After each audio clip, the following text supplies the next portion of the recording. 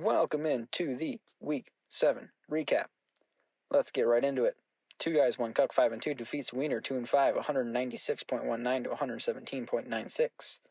2 Guys 1 Cuck unleash absolute chaos this week, erupting for nearly 200 points in a statement win that reasserted their dominance atop the standings. Christian McCaffrey continues to play on a different plane of existence, while Aaron Rodgers and Jamar Chase pile on in what became an offensive avalanche. Even the kicker, Chase McLaughlin, joined in on the party with 18.9. When everything's clicking, this roster looks unstoppable. All of this even happened with a goose egg from Jameson Williams. For Wiener, Daniel Jones did his best to keep it competitive, but the rest of the lineup fizzled under the pressure of historic onslaught. DK Metcalf and Stephon Diggs were both held under 10, and Alvin Kamara's modest 13.4 wasn't nearly enough. This was domination in every sense. 2 Guys 1 Cuck flexed their muscle, sending a loud reminder that the path to the title runs through them. Uncle Todd's drinking problem 5-2 defeats Show Them TDs 2-5, 150.71 to 115.87. Uncle Todd's drinking problem kept the good times rolling, with another well-rounded win as Jalen Hurts and newly awakened Jackson Smith-Njigba fueled a balanced offensive attack. Even with Devon Achane leaving fantasy managers thirsty for more in his return, contributions from Cortland Sutton and Travion Henderson ensured the cooler stayed full. Show Them TDs put up a respectable fight, but a brutal negative 0.9 points from Tua Tagovailoa and underwhelming days from Nico Collins and K. Dotton stalled any hopes of an upset.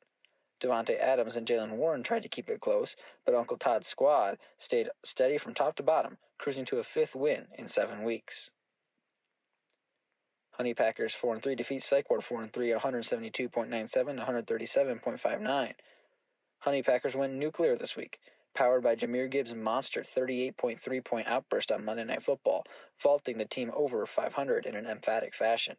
A.J. Brown was his usual unstoppable self, and the midseason pickup of Jaden Daniels proved to work, at least for this week. Even with Caleb Williams struggling, this lineup looked deep, dynamic, and dangerous. Psych Ward put up a solid showing, but couldn't withstand the fireworks. Patrick Mahomes and Matthew Stafford formed one of the week's best QB tandems, yet the supporting cast lagged behind. Kyren Williams and Jalen Waddle both posted underwhelming totals, while Sam Laporta was very surprisingly quiet. When Gibbs and A.J. Brown are hunting like this, a few teams in the league can keep up. The Honey Packers might be peaking at the perfect time. Chad's personal shot bag 5-2 defeats T-Viz Tallywhackers 3-4, 147.2 to 138.4.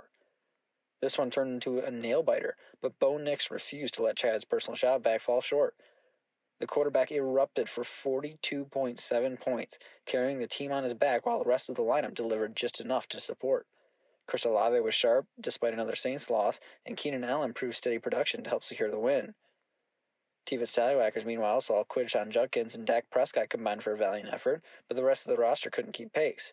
Geno Smith's dud and a quiet night from Kendrick Bourne ultimately sealed their fate. It's a tough luck loss for T-Viz Tallywhackers, who were within striking distance all weekend, but Bo Nix's magic was the difference maker.